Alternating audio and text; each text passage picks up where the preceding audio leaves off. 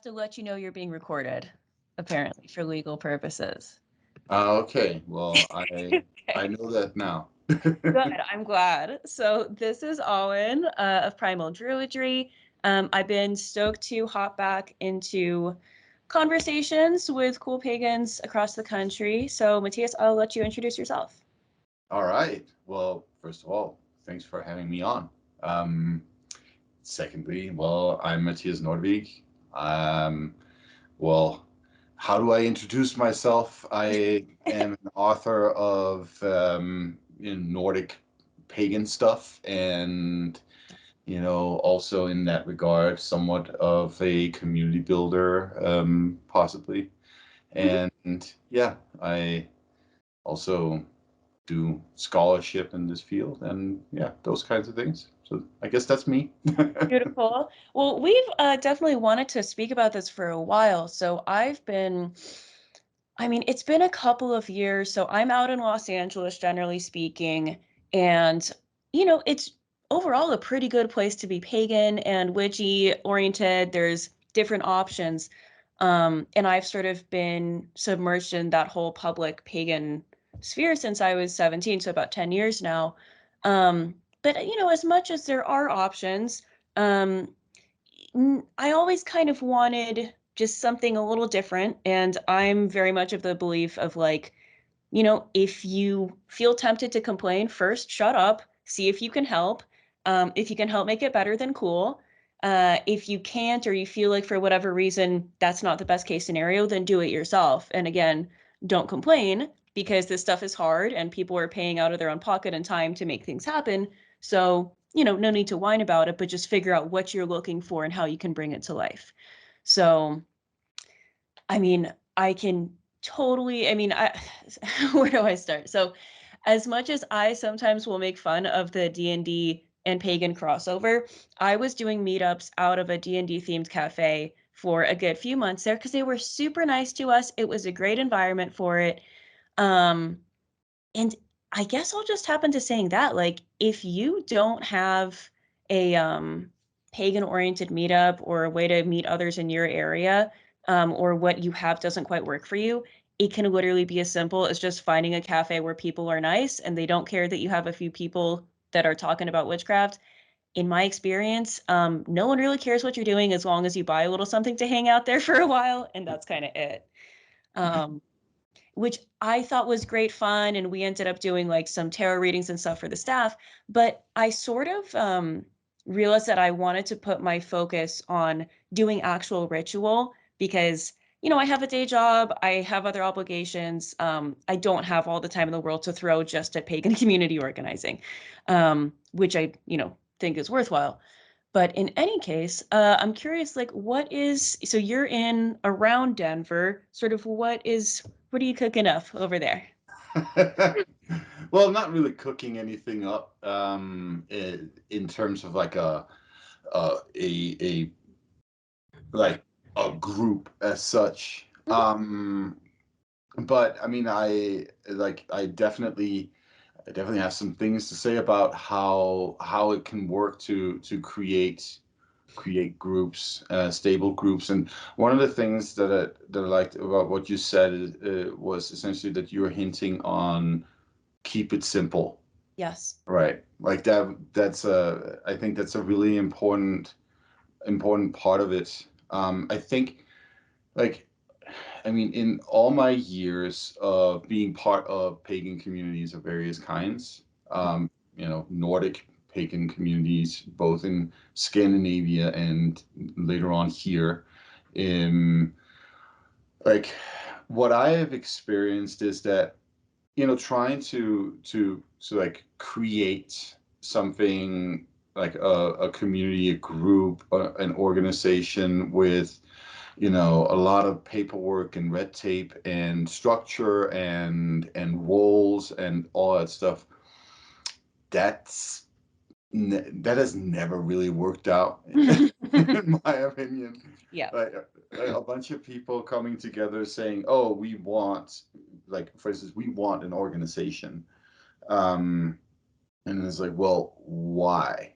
why do you want an organization? That's the first question that everybody in that situation should be asking themselves. Yeah. Is it simply to facilitate, community interaction, personal connections, or is there more to it, right? And and that's when you don't also then realize that there's always going to be at least one person that has more than than just the personal connections Hmm. involved as like their interest. Um, and then you know things go downhill from there. Oh yeah. Oh yeah.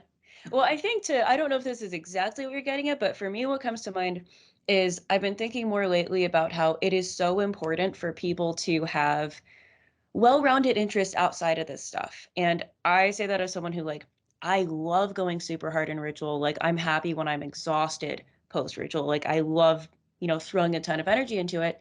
And I devote a pretty good amount of time to all this, but I think what makes it feasible is dare I say, just like being able to be a normal person, whatever your, version of that is outside of that, like, have your swap hands and times that you sing Taylor Swift with your friends or like going to talk about like whatever that is, and just having other things so you don't get, if overly invested is the right word, or just sometimes we can drink our own Kool-Aid in these subcultures. And the fact of the matter is, to everyone else on planet Earth, we are massive dorks if they know we exist at all. Yeah, And I'm not saying that as, putting anyone down, but it's more just keeping a sense of humility. And this is supposed to be fun. This is supposed to enrich your life and enhance your life. Um, it's not supposed to be this source of like agonizing over every little thing. And I have noticed that sometimes too, where people will get very caught up in the weeds with like trying to over plan for every little detail and trying to draft up some massive plan. And I'm like, how about you just show up and we drink coffee together and we start there? yeah, Let's just do that. uh, yeah. and it's Yeah. just like people have forgotten how to talk to. Like I sound like a boomer, but people don't want to just talk. Anyway, you're saying. No, I think you're right. I think one of the core problems is that a lot of interaction, a lot of, quote unquote community begins with the internet. Yeah. This is what people find because like you pointed out you're in LA and that's not a hard location to find people. No. But I think a lot of other people, they don't find themselves in a fortunate position like that. Maybe they are in a much smaller community, farther away from like metropolitan areas. Um, and so their primary means of interacting with people who are like-minded or seem like-minded, because let's keep that in mind, Yeah. just because somebody says that, oh, I'm a pagan or heathen or true, whatever they call themselves, right, doesn't necessarily mean that you share much. Yes. Um, That's such a big one. It doesn't mean you have anything in common for it, sure. like there's that potential, right? So Yeah. so so you find yourself, I think, in those situations where you're then looking, Yeah. and then you end up connecting with some people. And one of the things about what I've found about like these online groups and communities is that it's much more about establishing some kind of like coherency of thought in those groups. Like, oh, you have to fall in line with this particular way of thinking about things, or that particular way of thinking about things. And then, most of the communication really becomes more about the group dynamic Yeah. than like, well, the substance, the content. What does it actually mean to be pagan? What Yeah. does it mean to like follow a path or a tradition of some kind, right? Yeah. So people get sucked into fashioning their identity around that, and then it goes well for some and it goes less well for others, and you have, like, with such like online communities, you have like a constant movement in and out of people. And the problem is that, like, if people don't meet each other in person and spend the majority of the time in person, but instead do it online, then they actually also really don't get to know each other, right? Yeah. Like so it's like that's like a big first problem, I would say. Mm-hmm. And then there's the other thing, like, well, if you meet in person, are you actually gonna like the people? Yeah. Right. Yeah. And Yeah. like, when, let's say for instance, you are a pagan somewhere that doesn't have like a people immediately around you, so you find some kind of internet platform to communicate with people, and there you let's say you're really invested in finding a pagan community, so you're ready to accept whatever that Mm. community is established on, right? Like whatever tenets they have of like thinking and all that stuff, and so you go along with that. Well, okay, so now you spent, let's say, a year communicating with these people online, but you haven't actually met them in person. Mm. Let's say, which actually rarely happens, I think, that there's an initiative to create an in-person meeting, right? So everybody comes out to like a location somewhere, or a lot of those people that are on that platform come to that location, and then all of a sudden, you're meeting these people for the first time with like this long history of like an internet communication that can have given you good and bad ideas about them, Yeah. right? And what we have to remind ourselves about when it comes to internet communication, everything that happens on the internet is not people, it's not persons, it's not personhood, it's representations of people. Yeah. Like what's happening right now between you and me is more representation than it's actually us being human, right? Mhm. And that's what community is about, being human together, right? um and so it's like there's sort of a barrier, if things have started on the internet first, that needs to be broken down and Yes. transcended. um and because like, just think about it, like the mm, tiny small bits of intimate communication that you can have in person, they don't function the same way in an online space. Right. All those little things about like sitting next to a person and seeing their mannerisms and who they are and what their being is Yeah. while they're talking to you, and then being able to say something to a person, and then that person picks up what you're saying and like rolls the ball further and going Yeah. back and forth like that. It's not that easy to have those communications over the internet and through our technology. So like, it's actually, I think it might actually be more of a barrier than something that facilitates community to communicate, in cyberspace. Yeah. um yeah, that's the big one, right? And then I would Yeah. say the second one is having common stories. Mm. Mm. So, and that's not just like in the sense of like, so for instance, you and me, like you're doing druidry and I'm in the Nordic tradition, right? So like, you could perceive that as some kind of like separation in traditions, right? But we get along pretty well. We have fun. We have great conversations, and we have a mutual understanding of a bunch of things that have to do with our persons, right?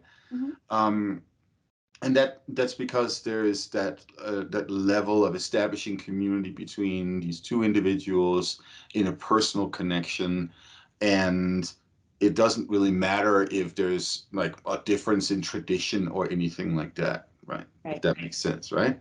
Yeah. And so it's like that's us establishing stories together, right? Stories that further and foster a community between us, Yeah. and that's what you get by sitting down, around a fire and talking, right? That's what you get from sitting down and having a cup of coffee at a Dungeons and Dragons coffee shop, Totally. right? Like, And and it's that's something that like I would love for people to discuss more among like all of this is I've noticed so when I'll either have meetups or I'll give workshops on druidic ideas or I host rituals, people very often will like find it necessary to say, "Oh, well, I'm not a druid. I don't have any." And I'm like, "I'd be surprised if you were. I'd Mhm. be super surprised." And also I don't require I don't think this idea that everyone needs to have like uniformity of what we call ourselves or like what we're doing necessarily for there to be value in connecting. I don't know where that became kind of a wild thing to think about, but I think it does kind of go back to you're talking about the barrier that the internet can provide, like this simultaneously, like it's a tool to connect, but then it can become a pretty big barrier. And I think a lot of it is sort of this like niche, like micro labeling that people get very, very hung up on. And, I don't, if I never met someone who, quote, practiced the same things that I did for the rest of my life, it'd still be fine. Because at the end of the day, you're sort of talking about like, okay, what if you connect with people on the internet and you're talking and you have no idea what they're really about? I care more about, I could really give a damn what specific label or path your practice is. I care about what are your real values? What are your real priorities? How do you spend your time? So things like what your God's names are and like what specific offerings you give are really not a huge concern to me.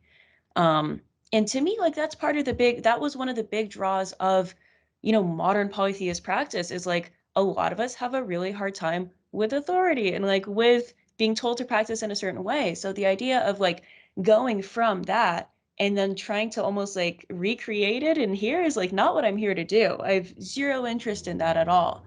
Um, so there's so much to talk about there, but I go out of my way with my rituals and workshops and meetups and all that stuff.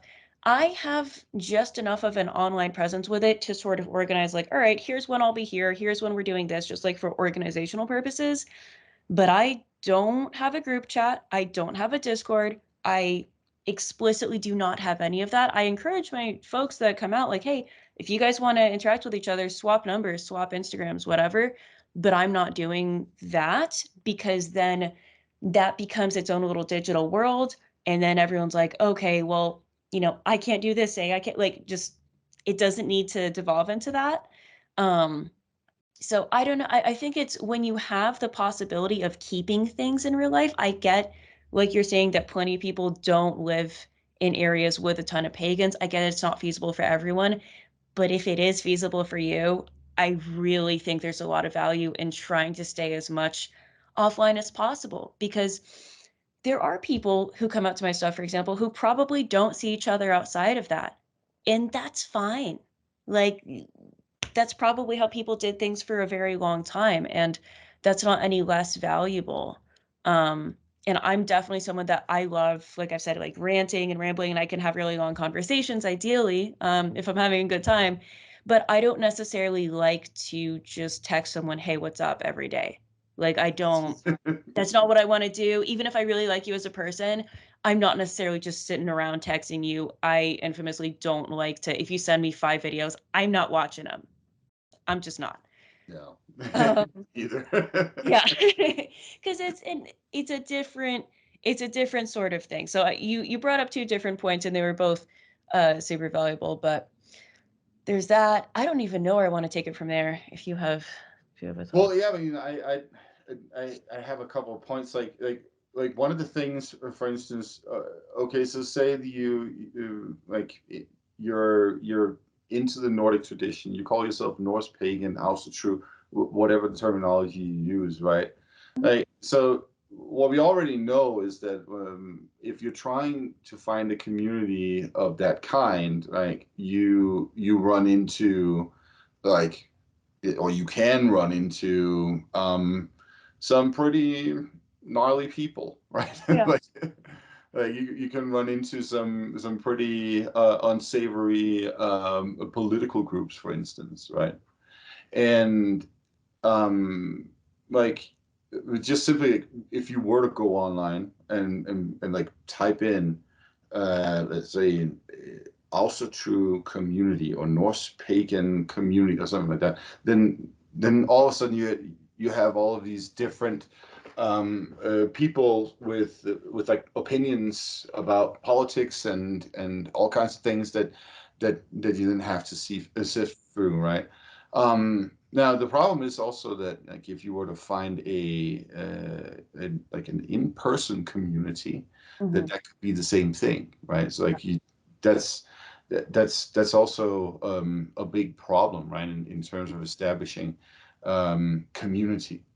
Like so it's like so how do you actually go about it can also be, you know, a difficult component as you were highlighting too. It's like, you know, if we are far away from others, Right. then yeah, well, what do I actually do, right?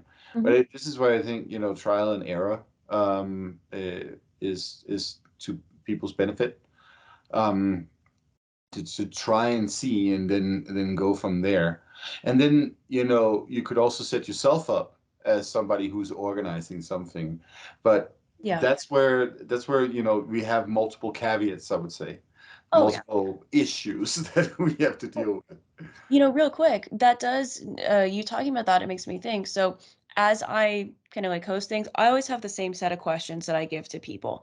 And you can call it gatekeeping. I call it like, I host some of these events out of my home. I need to make sure that you're safe and generally not the bad kind of crazy, and that you're, someone that is cool to be around folks that are trying to do something that is sacred to them. But as much as I think it's good for organizers to have vetting questions, you going into something as a participant, it's good for you to have sort of vetting standards as well. Like what would a red flag look like to you? What are you looking for? Maybe something isn't necessarily bad, but it's just not your flavor.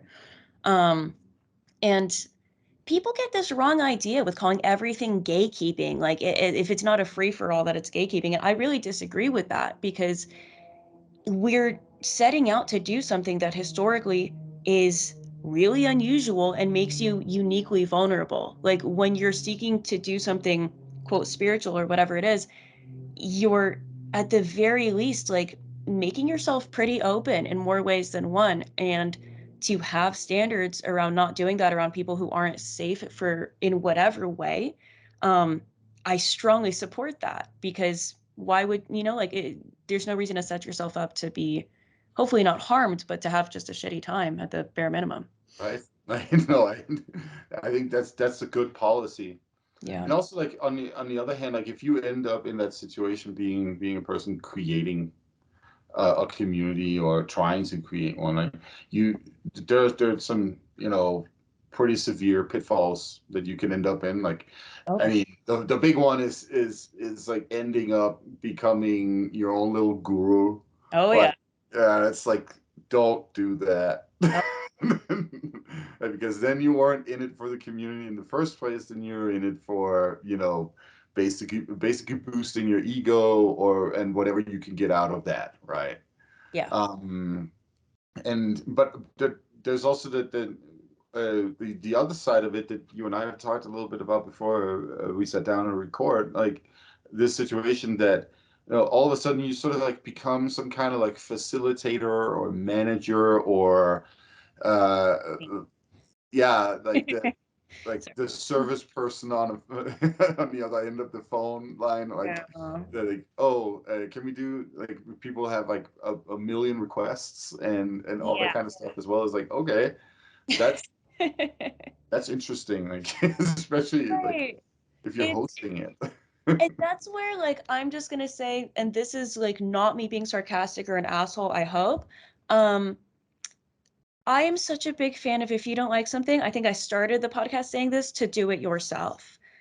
Because the best way to guarantee that something will be to your preferences is if you fucking do it.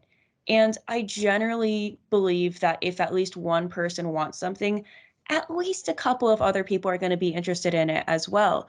And the whole like cult leader guru thing, I endlessly talk to some of my sort of like core people that come to most of my stuff, if not all of them, about that. And I'm like, A, if I ever fucking sound like that, talk to me. B, you know, it's such a funky tightrope to sort of walk sometimes because I'm such a big fan of like I started this because I am really fucking passionate and I wanted to do more than I was experiencing for whatever reason.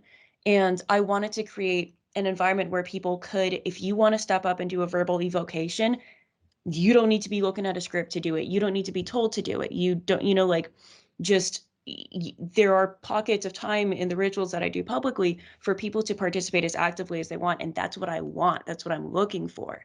Um, but what I found is that's not your average person. Most people kind of do want at least a bit of guidance. And some folks will take to it very quickly. If you just give them, hey, like, here's an outline of what's going on, work with that as you see fit.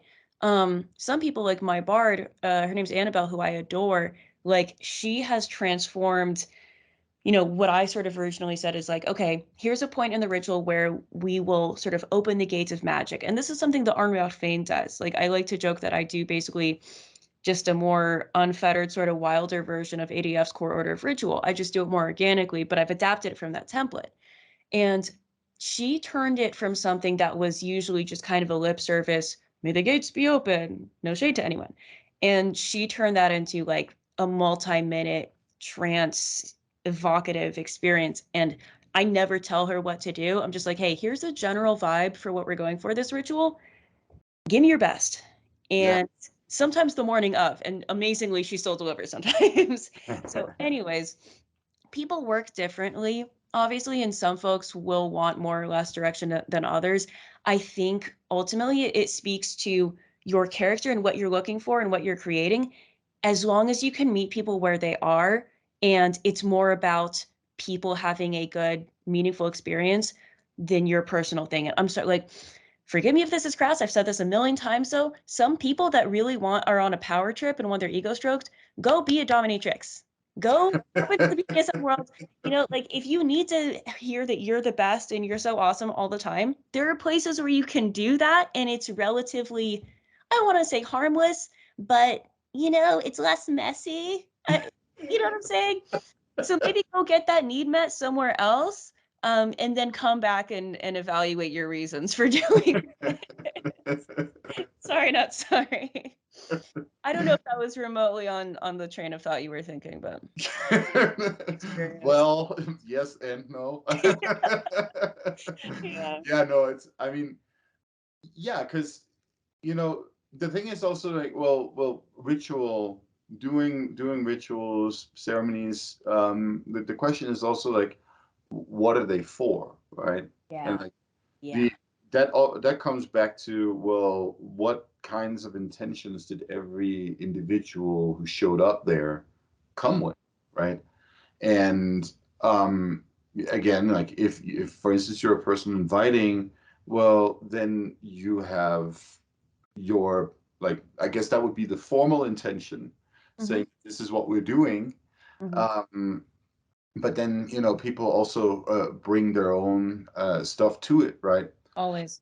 And like, for me, when I do rituals that include people that I don't like know very, very well, Mm-hmm. then the ritual is actually always just simply about creating community. Yeah.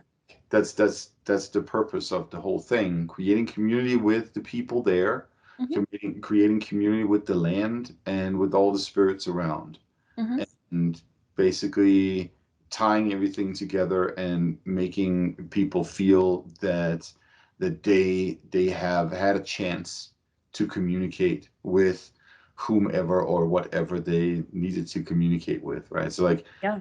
community comes back to communication, right? Yeah.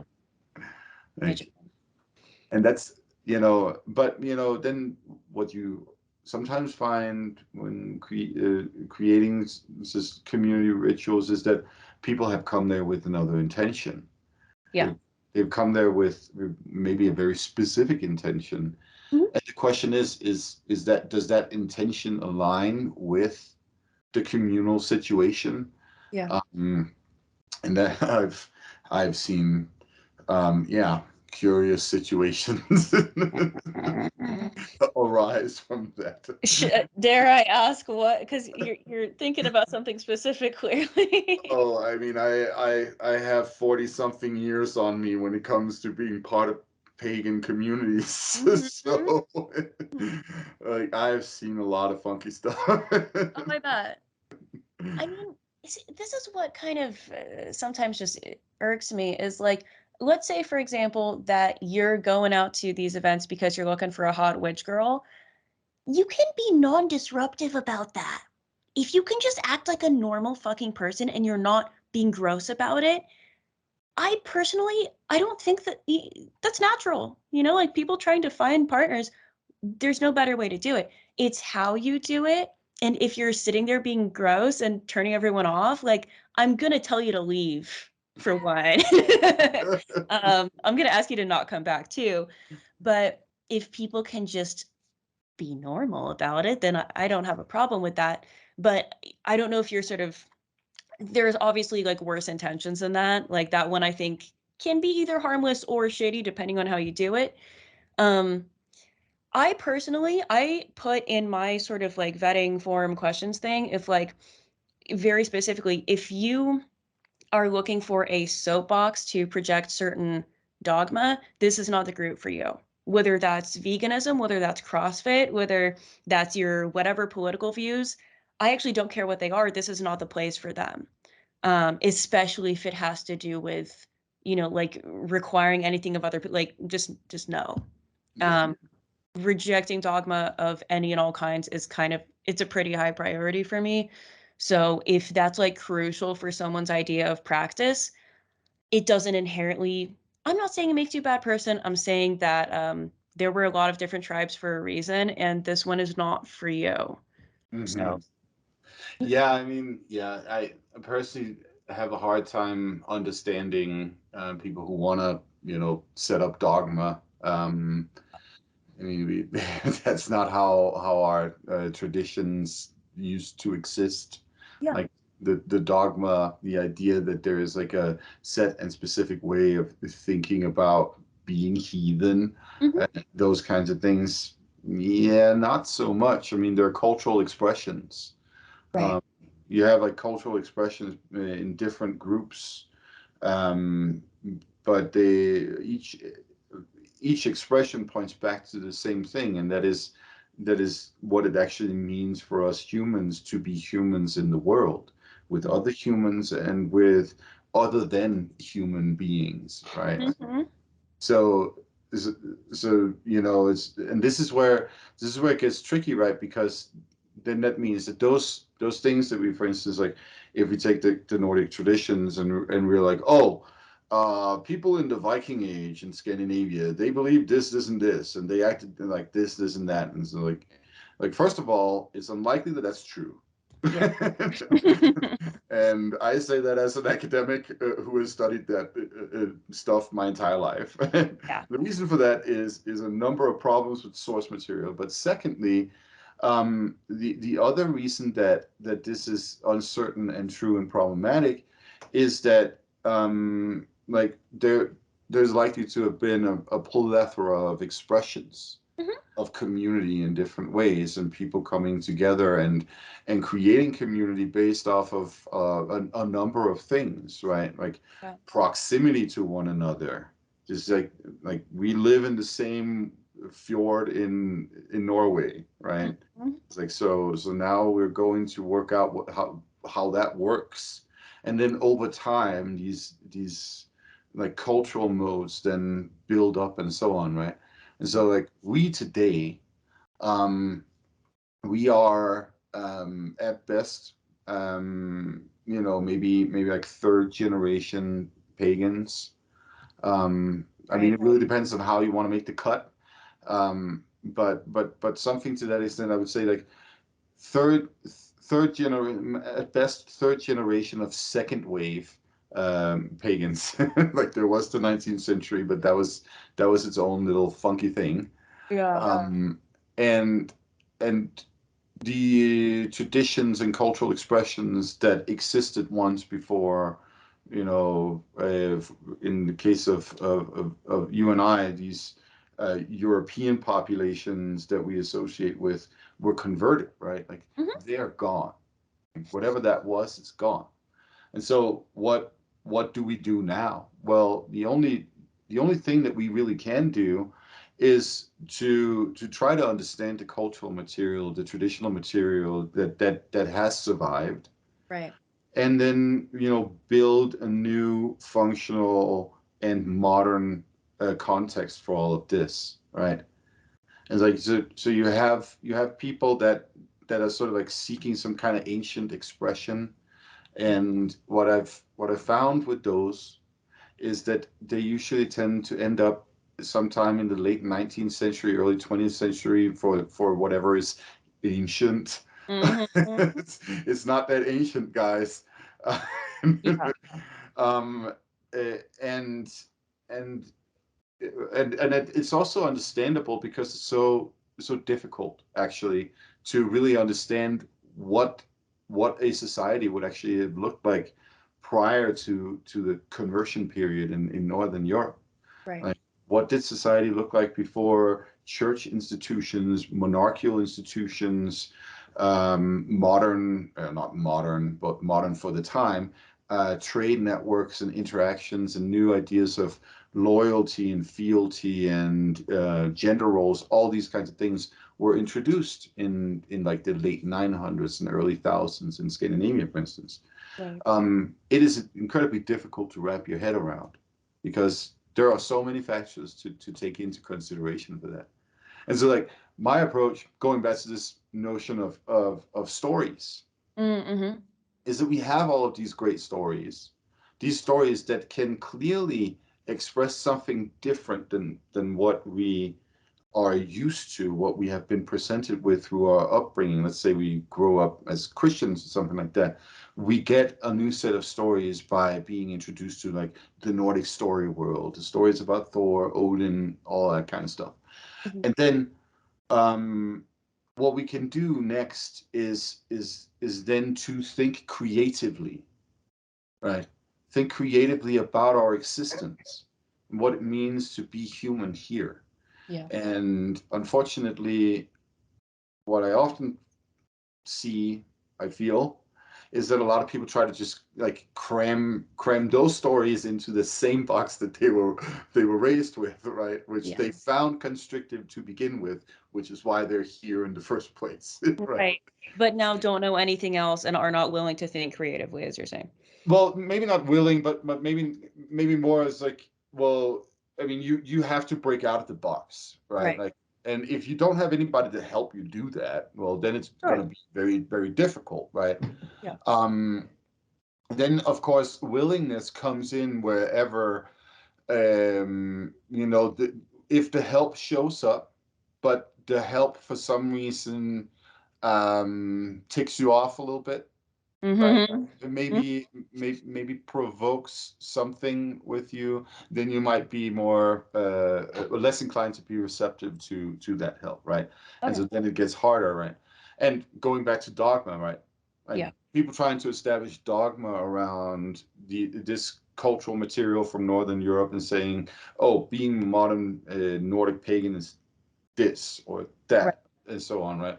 I mean, those are examples of people using their ways of thinking that they've already been impressed with instead of thinking out of that box, right?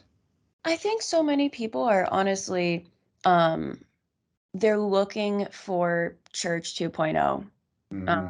they're looking for basically the pagan version of just something kind of more rigid and more defined because it takes the burden of thinking off of you. And like, if I don't kick my dog out of here real quick, hi baby. So I sometimes will get into with people about this particular topic because I feel like you sort of have two options if you're going to seriously practice as a modern pagan. One of them is something along the lines of reconstruction. You can kind of take all the material you have from whatever tradition you're called by or set of them. Uh, but I feel like the pitfall there sometimes is that it becomes very stagnant and it kind of becomes forgive me, I'm gonna kick this dog out of here. I'm so sorry. I will cut this out later. No, but so the issue with reconstruction and stuff like that, I have a ton of admiration for real scholarship, and I think that unironically scholarship is one of the greatest offerings of devotion that you can give to your gods. However, um, it can become stagnant and it can sort of become this, oh, well, what would the ancestors do? And it's like, well, is that why we're practicing? Are we practicing so we can, forgive me, LARP and pretend that we're in some kind of era that we're not? Because I don't see what good that does anyone. And if paganism is about connection with the land and connection with people, I can't think of something more disconnecting from your land, from your people, than pretending you're in a different era. Oh yeah, no, I like that. Thank you for saying that. No, Of I course. think you're Yeah. right. And that's really the core of my project with my podcast, The Sacred Flame. Um, to really find out, well, how can we use the stories that we have in a modern context? And like I load those episodes up with so much information about history, historical processes, and so on. And then I am hopefully emerge on the other end of it with like a well with a proposition essentially Right. of like this is how you can use this particular story. Like I go through the different stories that we have. I always preface the episode with a story that then becomes illustrative of a broader point that I made. Like and like for instance, my most recent episode, one of the things I say in there is that, well, so you cannot expect that somebody who told a story 1,000 years ago had any clue about what kind of life you would be living today. And Yeah. so like you cannot take the story and then assume that that can be applicable in your current context. They told these stories from their particular context. We find those stories relatable in different ways, or we Mhm. can, and then it becomes our mission essentially to retell these stories in an appropriate context for us now, right? Yes. And so like going back to this notion of like reconstruction, well, Mhm. first of all, there's nothing to reconstruct. There's like whatever you think that you're reconstructing, for instance, like when you say you read a saga about cool Viking this and that, right? Mhm. It's like, well, which part of that life can you actually like Right. your current life with? And two, it's a novel, it's a fiction, it's a story. You might as Yeah. well be, reconstructing Jane Austen or like, Right. Right. No, this because is the that's important to keep in mind that yeah, there is historical information in this literature, but it is first and foremost fiction, right? yes, and here's my thing is like you're talking about thinking creatively. This is something that drives me not fucking insane, but pretty close, is where like a lot of people that call themselves pagans love to obviously have a soft spot for whatever mythology they like, and their mythology is cool. Totally not like what everyone else in history has ever done. But Christianity is fiction. Any other religion is fiction and made up, and therefore useless and a crutch. But theirs is special. And I'm like, okay, why are we thinking like fundamentalists for one? That everything else is fake and made up, but somehow the same dream logic doesn't apply to your mythology for one. If that's going to be what we say, it's all made up. Mhm. Um, I personally sort of land in the comparative myth side of things where it's like, okay, fiction and truth in terms of like, is something literally objectively true or not? Myth has nothing to do with that. Myth is sacred truth. Myth is using story to talk about ideas, to talk about human experiences. Um, so treating it like a fundamentalist as if it's literal or not is not even helpful. So that when it comes to like, yeah, like you're saying, the whole what is there to fuck, there's nothing to reconstruct. Mhm. Um, it's you're talking about also like paganism as cultural expression. When that culture that produced that is no longer in effect, you can lament that all you want, but it's just less authentic to try and like what you're basically doing Civil War reenactment for like one particular See, side. Yeah. no, that's a really good point, and I like that you say you can lament that all that you want. Like, Mhm. so you know, um, feeling such feelings that would make you want to lament the loss of something, Mhm. I mean, ultimately requires you to actually know what that you've lost, right? Like you can't lament the loss of something that you never knew. Right? That's really Yeah. important to keep in mind, I think. And um, you know, I like what you're saying about like what is myth, what like these stories. Like I tend to call them stories because I think myth is a loaded term that problematizes more than anything else. I Mhm. just call them stories. I call mythology a story world instead. Mhm. Um, and they're exactly that. They're foundation narratives, as you're pointing out. Like they can tell us something about a like expressions of life, essentially, and we can relate to that. And like another example that not because I want to turn this into an ad for my podcast, but Wait. another example I think hits close to home with that is the episode I have on family sovereignty. Right. Mm. So like in that episode, I go through narratives about like settlers going to Iceland and in the Viking Age and a bunch of other things, and like notions of also of like head of household, patriarchy, and so on. I use an example of a family where the head of the household is actually a matriarch.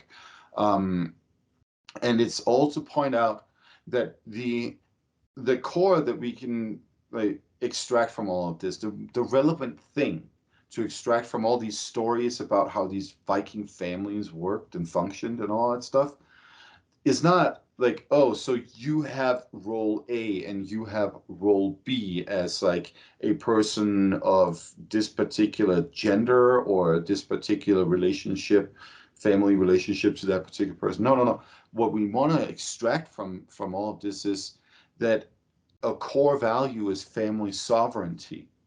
The family's right and ability to create their own rules of engagement, and also the individual's right to create their own family, Yeah. right?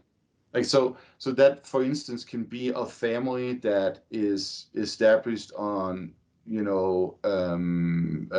let's say a mother and father who have kids, right? So there you have, the basis for a family, and then, you can add elements to that family in different ways. Like you can talk about expansive family concepts, like we have it in the Nordic tradition of the Ættir, which includes a lot of more people than that nuclear family that we're used to nowadays.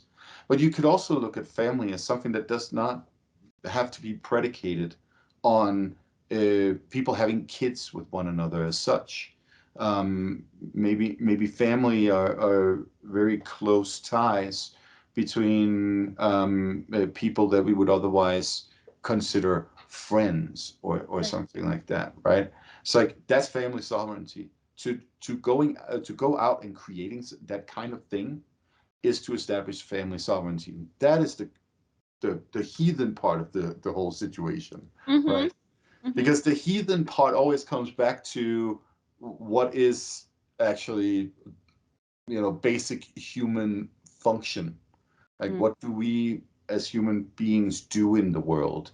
And so like I'm trying to avoid to saying something like natural order or something like that. Mm. And that's because our language nowadays is well, poor in that sense. We've lost the ability to express that. Yeah. But you can see hints at that way of thinking in like the Nordic story world, where there's the recognition that whatever is in existence, like whatever is out there of human behavior, humans, animals, trees, whatever it is, that's the natural order that is there, right? Right. And Right. it's a basic epistemological process. You look at something, like, unlike, for instance, what you will find in certain, Christian, especially the fundamentalist sects, this Mhm. notion that, oh, there's like uh, natural human beings and unnatural human beings, and then they like classify a bunch of people that just based on prejudice Yeah. that as unnatural, right? Like that's not how the heathen way of thinking works. It's like oh, so there's a human being that in one way or other is different from me. Well, you're part of the natural order. That's because you exist. Like Right. things that exist are part of the natural order, and so. Families, for instance, are a concept that exists. It's something that exists in all human groups, right? And it exists on many different terms. There are some families where you have polygamy, for instance.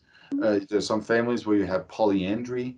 It's Mhm. just like two examples, two extreme examples, extreme from our positions of nuclear families, right? Mhm. That's part of the natural order. It exists out there, and Right. therefore, you know, so they have established, these particular cultures have established like family sovereignty on that Right. basis, right? And I mean, from my perspective, that's their right to do, right? Yeah. Ultimately, 100%. I mean, yeah. So obviously, in a modern context, what we also need to take into consideration is people's consent. Like, everybody needs to You be can't just kidnap down people with the anymore, situation. you Yeah. know? Yeah. like um because like another thing that we can see when we go to Scandinavia again is that, well, when it comes to creating families, at least in the late Viking era, Mhm. what these people were doing was buying and selling wives between families, right? Mhm. So, these very misogynistic systems Yeah. of creating family, and that's of course not something that I find reasonable. So, bring in consent for that whole situation first.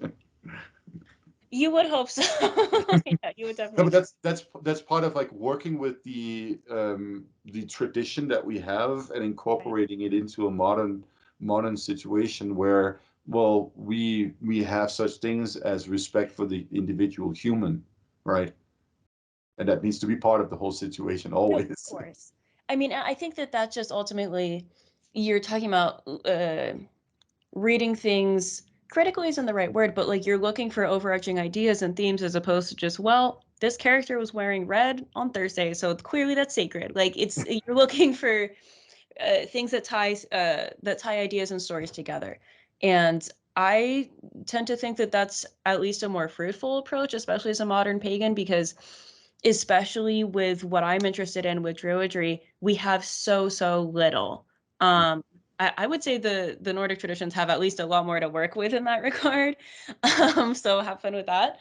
Um, with Thanks. the tiny little bit that we have, um, I kind of like you're saying, I just don't think it's useful to try and recreate that. So you're looking at like, all right, what is being valued? Like what is prioritized in these stories? Is that something that I care about today? Because again, I am not someone that thinks just because your ancestors did something, that means you also have to care. People actually misinterpret that all the time. So like just the idea of ancestral reverence and paganism, again, people have a hard time not thinking like fundamentalists and not thinking like the very people that they claim to disagree with. Because I've time and again seen people who call themselves pagan, who call themselves witches, think that ancestral reverence means literally worshiping your ancestors and condoning, supporting everything they ever did, which is insanity.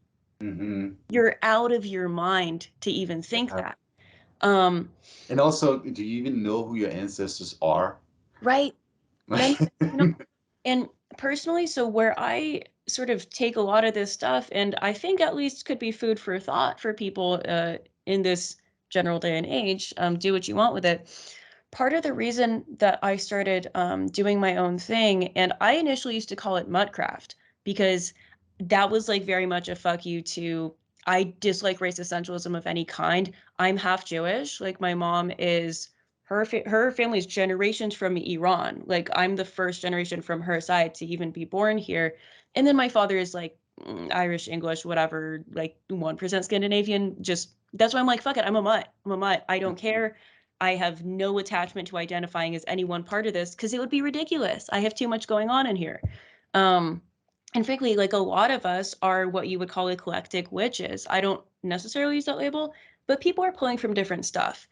And I like to laugh at things by and large. So it ended up evolving like the Minecraft thing. COVID hit, people didn't want to go outside anymore. So I dropped it, sat on it for a while, and then came out on the other side of it with what's now the Primal Druidry thing.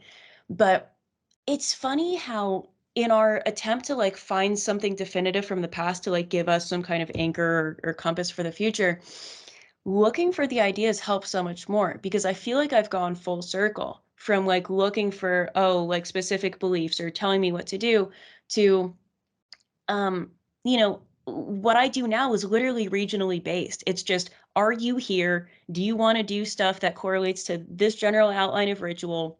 Cool.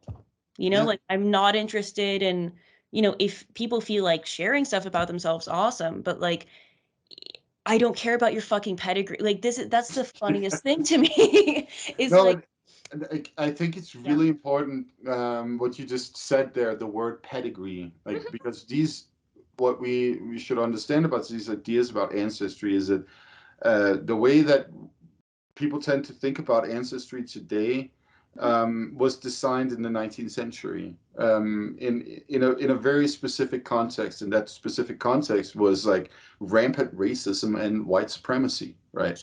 That's where the interest in it even comes from, Yeah. essentially. And it's actually sort of a broad public way of doing the thing that the nobility traditionally has done in Yes. Europe. And it's like, yeah, no, don't emulate that. We don't want to be like the European nobility. Right. And that's my Like, other thing. It's like, for one, you're a massive fucking dork. Like you're trying to take this like aristocratic attitude and you're just like jerking off. I'm so like, okay. I can't I don't have a ton of patience for it, but where let me try and wrap that up into where I'm going with it is like I just it's an obsession with something that I think some people think gives them power. And ultimately, my question is really, do you believe in any of this or not? Or are you just trying to look better than other people? Because if you really believe in it, the idea of taking some pedigree to the gods and being like, well, this makes me worthy, right? This makes me cool. It's like, no, you actually have to earn it. You have mm. to earn every fucking thing in this life. And that's one of the points where And I see. also, by the way, it's a very medieval Christian thing to do with the pedigree, and so like that makes me worthy. Like, that's where I'm just, are we pagan or not? And obviously, there's a huge royal we there. Like, as we said earlier, there's not necessarily a we just because you think there's multiple gods. But this is where I wish people would just, I think I've bitched about this at least with you, where people have at least the idea of quote Christian baggage, right? Where it's like, oh, don't practice the same way.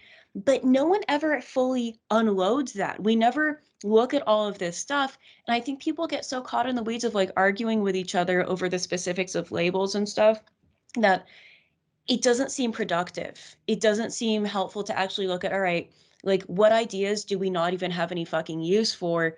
Because we're not trying to do that. And for me, that kind of essentialism from day one has been one of them where I'm like, I don't want to feed any energy into this. So people, obviously are free to disagree, think however you want. Maybe you think how I handle it is wrong. I'm just going to do the best that I have with it. And I personally think that not feeding energy into that cognitive framing to me takes power from it. So that's why I do it that way. It's not out of lack of caring. It's not out of thinking it's never important. But, if people want to, uh, the amount of empathy that I can have for people who are seeing things that way, it's basically, I understand that some folks feel very disconnected from their heritage, whatever it may be. And for me personally, like I'm more disconnected from my Persian heritage. Like I'm super fascinated by like Zoroastrianism and like all the Yazidi people and all that kind of stuff. but I'm estranged from a lot of my family. So when some people go into polytheism or witchcraft looking for some kind of bridge, on a human level, I can get it. I don't think there's anything wrong with that per se. I think it becomes a problem when you start thinking that that's more important than anything else. When you think that it outweighs your how you live your life, it outweighs your actions as a human being. Like, eh, I'd you don't know what I'm saying. add to that that I think it's, you know, it's also problematic that, like, say for instance you have a little bit of like Scandinavian ancestry, and for that reason then you're like, oh, I worship the Nordic gods Right. and all that stuff. It's like, you know what, there's nothing to say that a person with no Scandinavian heritage can't do the same thing. Like Yeah. the ancestry, the heritage as such is essentially meaningless Yeah. because it's about you right now as the person you are embodying in the world. Right. And if you find this Nordic material relatable for whatever reason, then go for it, right? And then Yeah. and uh, like I think the one of the biggest problems too with this notion of ancestry as being like the foundation for the tradition that you have to like veer towards, um, is that ultimately, as I said before, all these so-called heathen traditions, using that term because we don't have any better term, because hey, somebody took it away from us. Right. Right. Like, they all point back to this essential issue of being a human in the world, Yeah. right?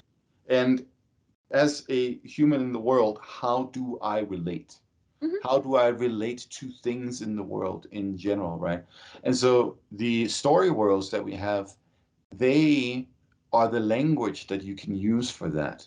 Hmm. And like that has nothing to do with ancestry. You don't have to have Norwegian ancestry to learn the language of Norway, right? Like Yeah. that's not how it works. Yeah. As long as you have the mental faculties to learn the language, then you can, and then you can use Right. that and express yourself out there in the world, right? Right. And um, and so like, but at least for the Nordic tradition, and it goes for me as well. Like I mean, like on paper, I am just like of Danish nationality. Hmm. But you know, if you dig into where my ancestry comes from, we go in a lot of different places. Essentially, we get to a lot of different places, and some of it I am aware of from like family tradition, like stories I've been told about in, you know, relatively close ancestors that I didn't know, like great grandparents, that kind of stuff. Hmm. Other things I am aware of from like, you know, looking at in old church books, because we can do that in Northern Europe and go Hmm. back about 400 or 500 years, and but then it starts fizzling out from there, and then of course you can always take a little DNA test on ancestry and so on, and but Yeah. see, that's the thing, that DNA test doesn't tell you much about anything real. Right. That's a really important thing to keep in mind, right? It's like if, for instance, your ancestry shows up with like some kind of like blob on this particular part of the European map, Hmm. that doesn't really tell you much about the populations that existed there. Like just like one example, if you have ancestry from like the three Eastern Baltic countries, Estonia, Latvia, and Lithuania, then you know, today we have three primary ethnic groups attached to three nationalities, right? Hmm.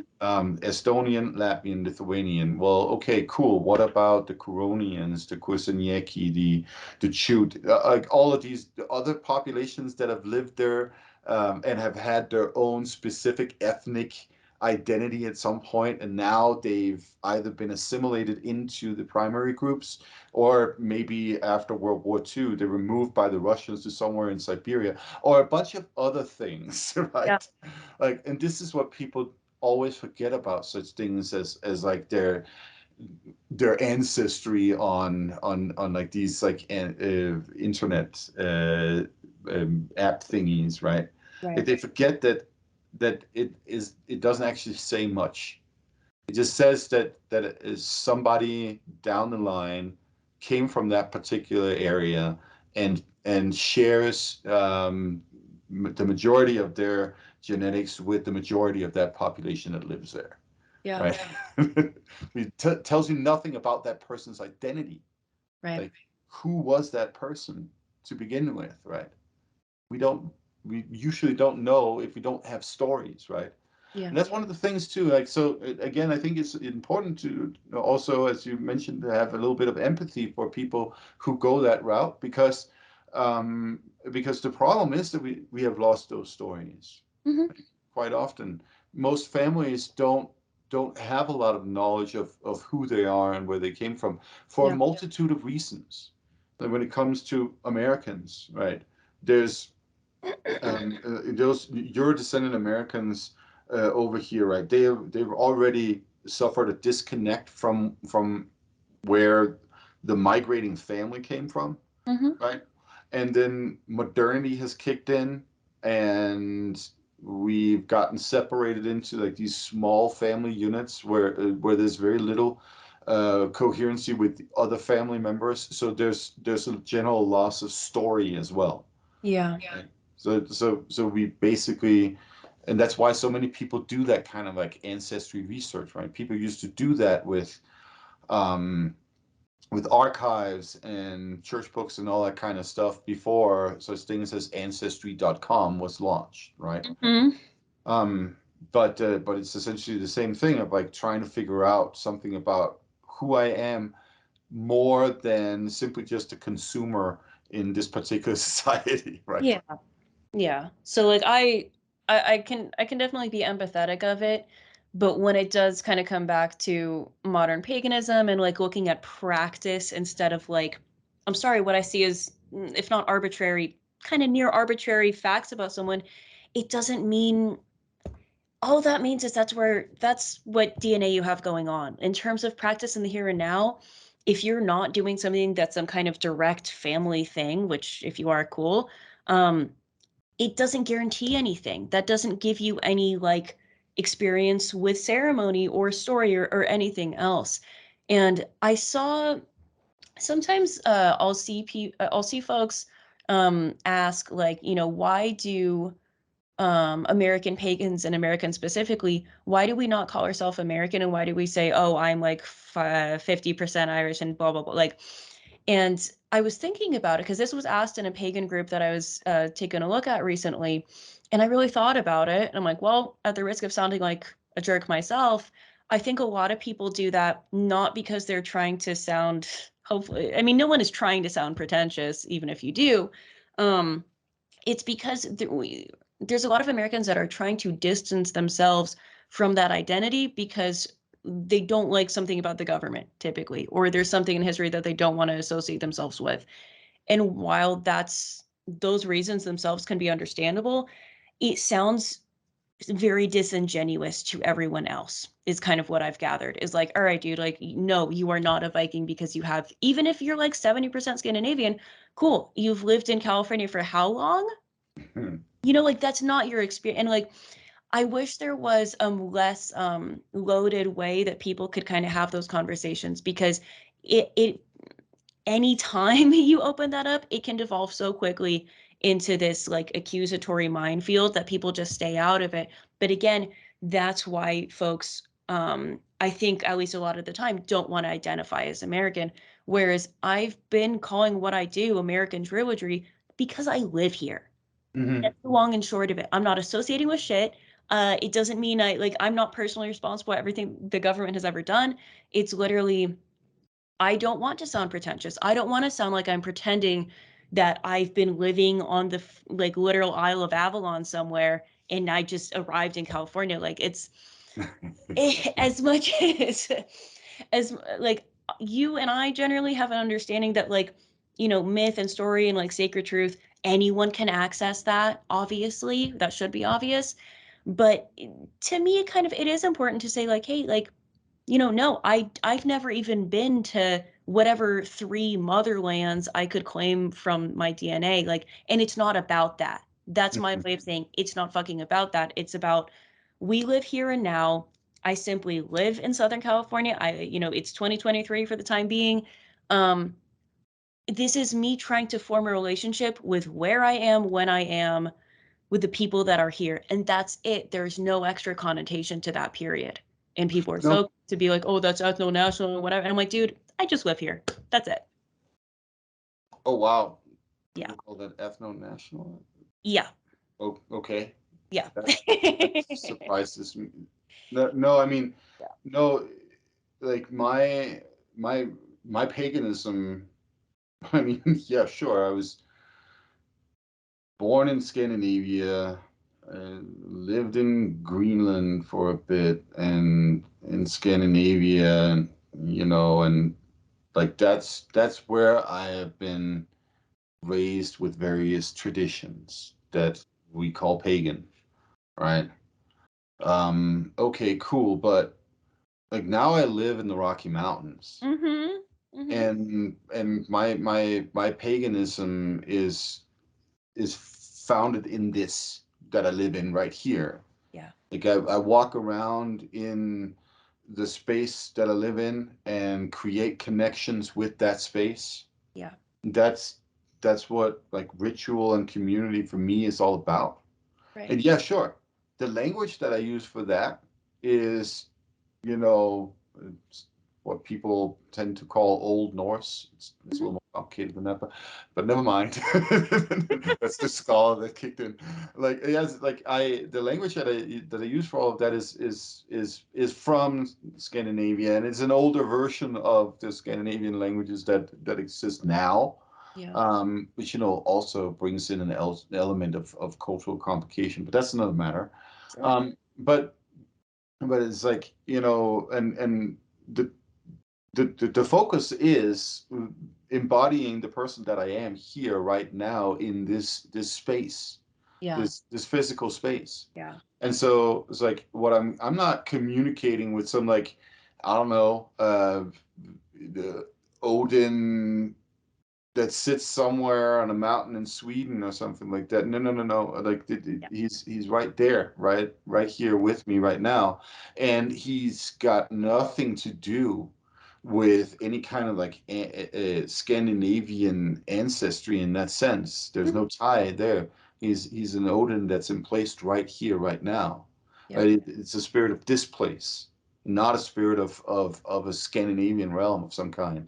Yeah. And and like I haven't brought anything with me in that sense. It's besides the language, Mm-hmm. because what I'm meeting are the spirits right here, right now, right? And it might be that someone else at some other point in time called those spirits something else. Yeah. That I'm certain of.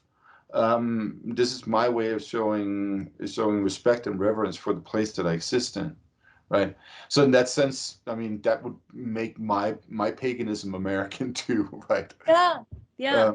Um, and that then also evolves in respectful communication with pre-existing traditions here already, right? Um, and I mean, so like, what role does ancestry play in all of these things? Like, one of the things I think we should also consider is that, for a lot of people, ancestry also is a matter of being cool, Mm-hmm. right? Gaining status, right? So within like the Nordic heathen space, traditionally having Scandinavian ancestry has then made you somewhat cool.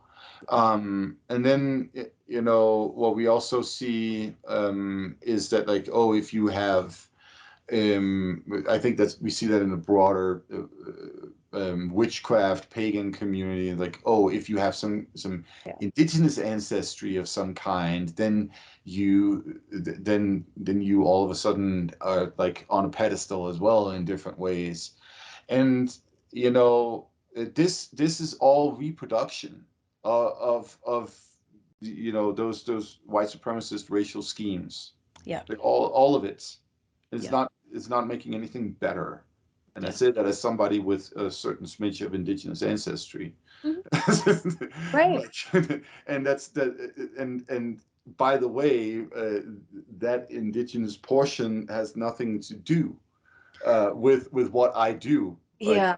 I'm like, just because there's like a Sami person down in my quote unquote bloodline, it Right. doesn't mean that I run around and associate with anything that has to do with Sami, because that's not the tradition I was brought up with. Yeah.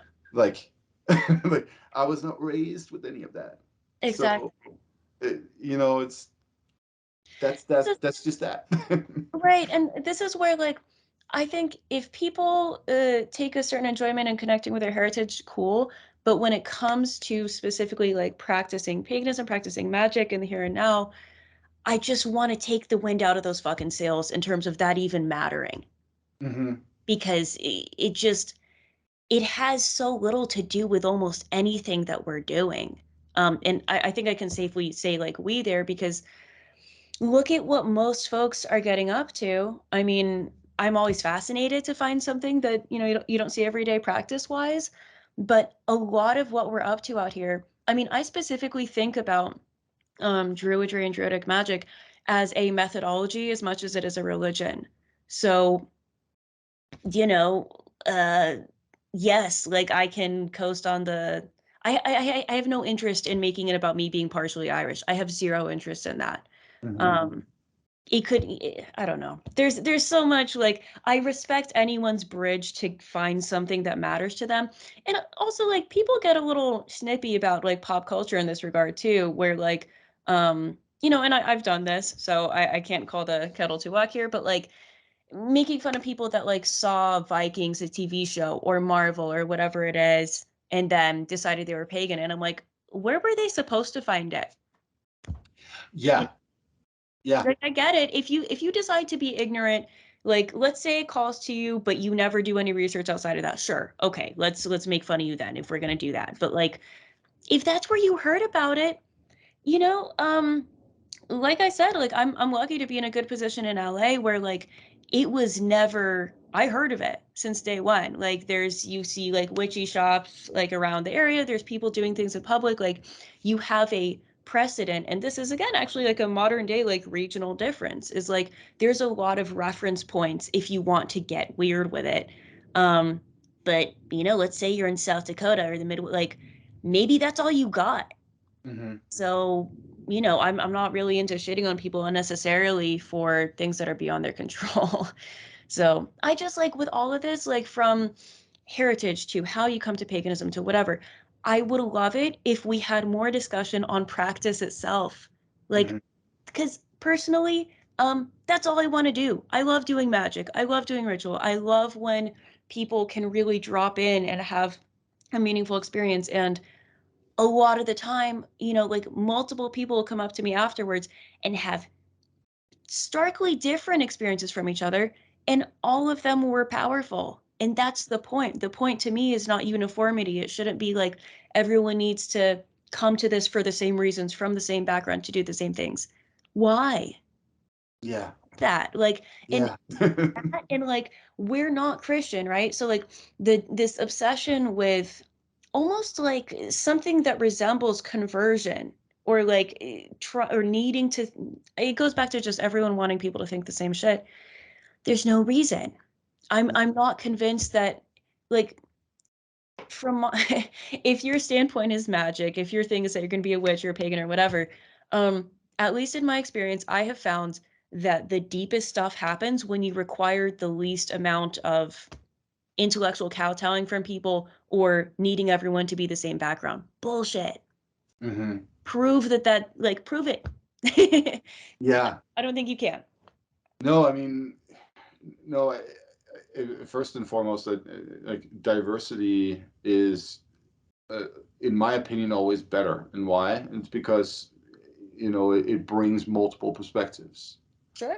Like that. So if you're looking for like this like unity, in the group, the Hmm. community, right? Hmm. Then what you're really looking for is a club. You're looking Right. for or I guess, I don't know, a church. Like Yeah. There are um options. You can go do that and not follow magic. You can go do yes. that. Yeah.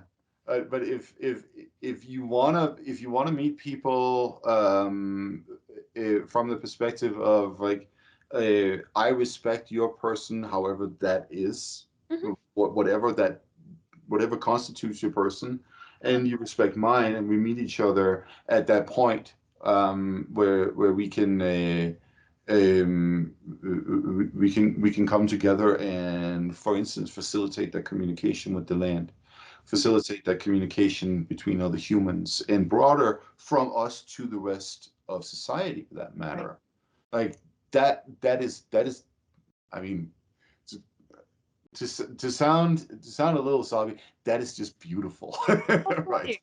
Totally. And this is something that I've kind of been, like we said earlier on, like in a lot of these myths, there's no point where they like break it down into commandments of like, here's the moral of this story. But, just like from reading and from like putting a lot of this stuff into practice, something that I've personally gathered about what I consider the role of the druid to be is, you're in a position where you're interfacing with the gods, nature spirits, and ancestors, and all the skills you cultivate are to better navigate that. But it's not for you to just do that by yourself and go jerk off in a room somewhere and like, become super powerful and become this awesome wizard. Like, it's supposed to be for your community. You're supposed to, travel shamanically, like in other realms, gain insights, have these experiences, whatever, and be able to bring them back in a way that the people around you can benefit from and can have their own experiences with. That's one of the points Yeah. from where I'm sitting. Yeah. No, I completely agree. Yeah. Um, yeah, and you know, the I mean, I've hinted at this, and maybe also expressed it more directly, a couple times, um, that like it is always about relationality. Yeah. Like all of this stuff that we do is Right. about relationality. It's about establishing relationships, Yeah. right? Um, because otherwise, what is the point? What are we doing here? Yeah. Yeah. Like if we, and I think people also tend to have like this, a broad generalization here, but there tends to be an idea about like, oh, magic is some sort of like, mystical something. It's like, no, it doesn't actually have to be. Yeah. Yeah. Like magic can be a very sort of like straightforward process of creating those relations, right? Hmm. And in the Nordic story world, we actually have a lot of references to that in different ways. Yeah. Like for instance, the gods themselves are called, bonds. They're called, links and chains, Mm. and there's like a constant reference to these ideas of bonds, links, and chains out there in the world, holding everything together. And when Ragnarok comes, they break, Yeah. right? So what are those bonds, links, and chains? Well, they are relations that people establish, that all the entities of existence establish with one another, right? And so that should be, in my opinion, the focus on what magic really is, like Yeah. creating those ties. Relationship is 100% of what it is. And this is why, like, again, different paths or whatever, like, I see at least the Nordic and Celtic stuff specifically is very much kissing cousins because there's shared priorities, even if the way it's done or talked about is different. Um, I really feel like you can distill what matters in Druidry or what I know of Celtic mysticism down to honor and relationships. And part of the incumbent challenge of honor, because it's not spelled out for you, is figuring out what is the best way that I can hold my end of whatever relationships I'm currently in, and looking at like that's not just with people, that's not just with people you like. It's people you share. Maybe it's your neighbor that you're beefing with. Like maybe it's you know, your mayor or someone who has it out for you, or you know, whatever. Like everything. You don't. You're pagan, but you hear what I'm No. saying. um, my lord. But that's. No, but I'm gonna ask you to see, talk that's out. the thing. Like, you know, I think you're very right about that. And the big deal Mhm. when it comes to, you know, understanding yourself as in relation to everything else, Yeah. right? Also then means that what you need to do is approach everything um, out there in the world, whether it's humans or not, with this like attitude of negotiation, right? Mm-hmm. Because relationships are always established on negotiation, right? What you the way that you approach the world should be in the basic principle is like uh, you have a right to exist, I have a right to exist, like that, you know, goes for humans as well as ants and rocks and trees and water and the sky and winter, which we're by the way killing off these days. Mm-hmm. Like this approach to the world is like we have a right to coexist in this space, and we should be coexisting. So we need to negotiate how does that work, right? Right. And that doesn't mean that you have to like accept everybody's silly ideas. You can speak out against things, of Mm-hmm. course, and reject things, but I would say that it should be premised on the notion that well we're working towards negotiating space for everyone, right? And Mm-hmm. which also means that the only thing that really fundamentally it goes against I would say a heathen ethic would be the things that the ideas out there and attitudes that will not allow other people to exist, right? Right. And other things to exist, right? So yeah. That's kind of the idea of you touched on sovereignty. Um, I feel like that's crucial to if there is a pagan, you know, worldview. And I'm someone that I don't think we need to agree on everything. I think that's crazy. I think people are different, and I'm a fan of intellectual diversity. Like, but like you're saying, and this is sort of, I guess, anarchist thought period. But like anything that sort of undermines um, someone else's sovereignty, you're going out of individual expression and you're going into trying to control other people, which is no longer your prerogative. You know, that's not community oriented. So people are, I think, kind of, that's another reason that people are drawn to this stuff is we are trying to refine what matters to us as people. And I think getting, you know, stuck inside for long periods of time made at least plenty of people reevaluate that. Um, and I keep hearing from people that are coming out, like, and I like to ask, like, why are you here? Like, where are you coming from in your own head, in your own life? What's up with that? And so many people is literally just, yep, I was kind of cooped up in my own house forever. And I realized that community actually matters. Even if I kind of thought I was an introvert, I actually really like having it as an option.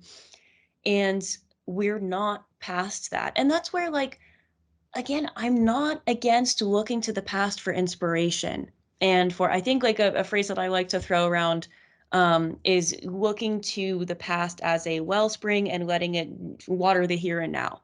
Mhm. So, not copying, not trying to like replicate it, but looking at humans, I don't think change very much across time and across region. We tend to be relatively the same. So, to maybe like tie it back to that a little bit, just looking at where our overlap with people is. Can we possibly focus on that long enough to build something? Because, like, personally, again, I don't really care if I disagree with someone else. Like, if I like them as a person, if I think we have enough in common, um, you know, why should I have to have everything the same as them? I'm not learning anything at that point. They're not learning or changing. and then there's no other perspective as well. So I think that just to throw this out there too, for whoever listens to this, if you don't have like flesh, like real community in real life, um I get that. I've been told that I'm extroverted and overly confident, so this is not a huge problem for me. But starting a group is really, it doesn't need to be that hard. It like you don't have to, like Matthias was even saying, writing a ton of rules doesn't even necessarily help. So literally, just you don't have to have a backyard. You don't have to do it at your house. Find somewhere local that you can simply hop on Facebook, hop on Meetup, hop on whatever you're on, and just say, hey, uh, pagan meetup, looking for like-minded folks to just talk about, what are you reading right now? What are you focusing on in your practice? Like, what's drawing your curiosity, and just going from there. Um, it's not that hard, and I promise you, if you want it, other people do too. So that's my 2 cents. I agree. I think that was very well put. Thank you. And honestly, at this point, I would love to I'd love to delegate that whole project to someone else out here, because I enjoyed what would come, of my doing that. But I love doing ritual. That's kind of where my heart is. I just don't have the time to bite off the social meetup thing as well. But it's all, it's a different energy that comes from it, because the people that, would kind of come to some of the meetups and looking just for community, it was different than the people who want to really drop in and go a little heavier with, with magic. And there's room for everything. So there's not necessarily time for everything though. So if you can meet people that you can delegate stuff to, that's awesome. But I don't know if you got anything else on your mind. We went a cool almost 2 hours here. Yeah, we did. Yeah. Yeah. No, I think that that was a great way to wrap it up and give people a little nudge in the right direction. So yeah. And yeah, that's the last thing I'm going to say on it is like, I, it's always sweet to me to, talk to people from across the state or across the country, who all occasionally get people asking like, how do I do it like that? Don't, do it like you. That's Yeah. do like where you are, and that's where the magic is. So is there anything you want to, I think people know where to find you, but where can we find you, and what are you working on right now? Yeah, I mean, you can always find me, not always, but you can find a Instagram account with my name on it. And then you can tune into the Sacred Flame podcast. Find it on Spotify, Apple, Google, all the different platforms out there, pretty much. And check my website. That's Perfect. just my name.com. So there you go. Awesome. All they need is your name. Well, thank you for joining me. This is a fantastic topic that I would love more people to talk about. So hopefully this is food for thought for whoever's listening. Yeah, Not asking you to agree, but go outside and talk about it with your own friends. exactly. Yeah. So you can find anything that I'm up to at primaldruidry.com. I'm also on the Instagrams, and maybe a touch more active than Matthias. I post more selfies in pink tracksuits at any rate. So anyways, primaldruidry.com, and go outside and go do some magic. Thanks for listening.